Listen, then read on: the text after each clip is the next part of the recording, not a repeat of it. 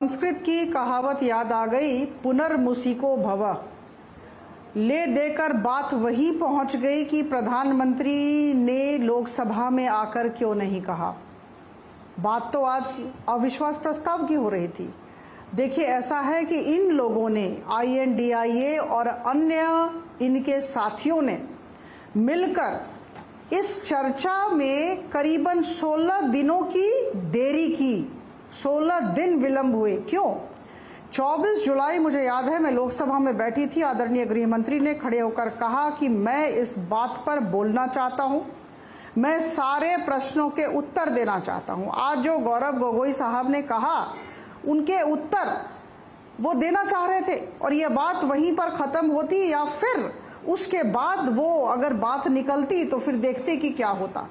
लेकिन ऐसा हुआ कि इन्होंने कहा कि हम प्रधानमंत्री जी को सुनना चाहते हैं और उसके बाद इन्होंने अविश्वास प्रस्ताव को लाया।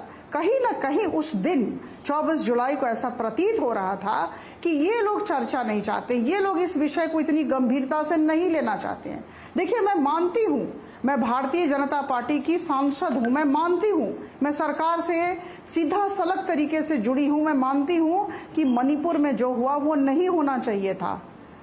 और जहां तक सरकार का सवाल है, जिस तरह के पदक्षेप लेने हैं ले रहे हैं हम, लेकिन इसी बात को हम कहना चाह रहे थे और इनका था कि प्रधानमंत्री जी आए। लेकिन देखिए, मैं आपको सीधी बात बता दूं, संवैधानिक प्रक्रियाएं होती है, प्रधानमंत्री कैसे इनिशिएट करेंगे डिस्कशन।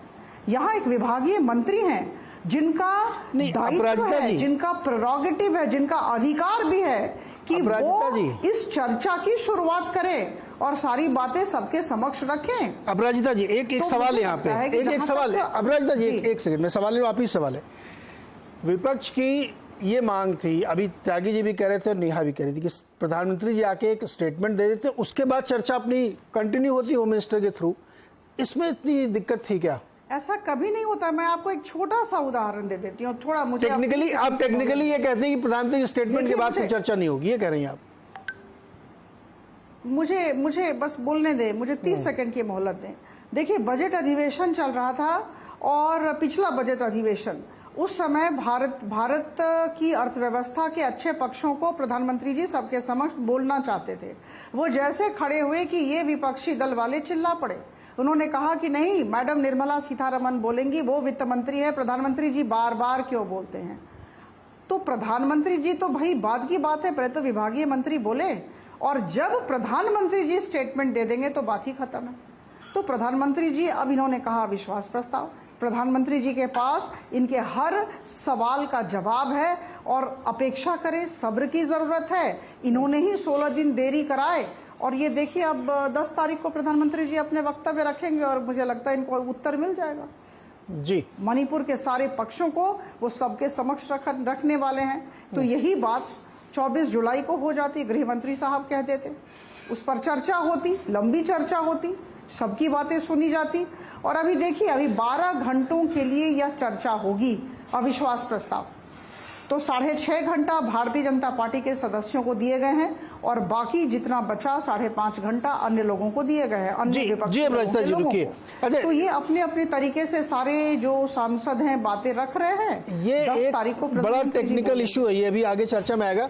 मेरा एक सवाल दोनों लोगों से है, त्यागी जी से भी और नेहा जी के, उसका जवाब आप लोग छोटे में दे दीजिए, उसके बाद फिर मैं रामकृपाल जी और प्रोफेसर साहब के पास जाता हूँ। मैं अगेन वो सवाल अंडरलाइन करके पूछ रहा हूँ आप लोगों से। त्यागी जी, पहले आपसे, अगर मैं ये कह रहा हूं कि टेक्निकली अगर गृह मंत्री जी के साथ ये चर्चा होती तो वो स्पेसिफिक एक चर्चा होती। गृह मंत्री जी सरकार के ही बात रखते ना, कि उनकी बात कोई अलग तो होती नहीं कि गृह मंत्री जी कुछ और बोलते, प्रधानमंत्री जी की मंशा कुछ और होती।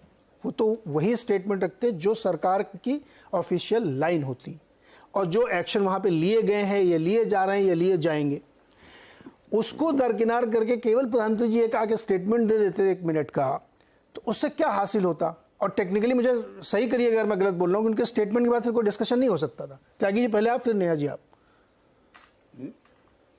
नीरज जी, मैं दोनों सदनों का सदस्य रहा हूं और मैं राजनीति में काफी लंबे, लगभग 50 साल से मैं सक्रिय हूं। जब संसद का सत्र चलता होता है तो नीति संबंधी जो वक्तव्य हैं अपराजिता जी भी मेरे से एग्री करेंगी, वो सदन के अंदर दिए जाते हैं। उस दिन सदन का पहला दिन था और पार्लियामेंट्री पार्टी की मीटिंग एनडीए की थी। प्रधानमंत्री जब पहुंचते हैं उसी दिन वो अपना वक्तव्य देते हैं, जिस दिन सदन चलने वाला है। अगर यही वक्तव्य, मैं आपसे काउंटर क्वेश्चन कर रहा हूं और अपराजिता जी से भी, अगर यही जवाब जितना उन्होंने बाहर दिया है, वो तो भाषण के माहिर हैं, हम भी लंबे समय तक उनके साथ रहे हैं, यही अगर सदन के अंदर ये वक्तव्य चला जाता तो अविश्वास प्रस्ताव भी नहीं आया। अविश्वास प्रस्ताव क्यों आया है नीरज जी? ताकि प्रधानमंत्री जवाब दें, क्योंकि ये मैंडेटरी है। अगर अविश्वास प्रस्ताव आएगा, अविश्वास प्रस्ताव विपक्ष की लाने की कोई इच्छा नहीं थी, ये और मैं बता दूं जिम्मेदार आदमी होने के नाते, ये तो इसलिए आया कि प्रधानमंत्री से बुलवाया जाए। तो इतने जो 16 दिन बर्बाद हुए हैं पराजिता जी, ये अगर प्रधानमंत्री के बिहाफ पे कोई भी घोषणा कर देते कि प्रधानमंत्री क्यों नहीं जवाब देंगे, उनके पास हर सवाल का जवाब है, और मैं मानता हूं कि अटल जी होते आज तो वो जवाब देते। और 16 दिन का जो डेडलॉक हुआ है, अल्टीमेटली तो जवाब देना ही पड़ना है पराजिता जी। और मैं आपकी बात को और बड़ी करता हूं, दोनों ही पक्ष जिम्मेदार है, लेकिन जिम्मेदार तो गैर जिम्मेदार तो आप ही साबित हुए ना।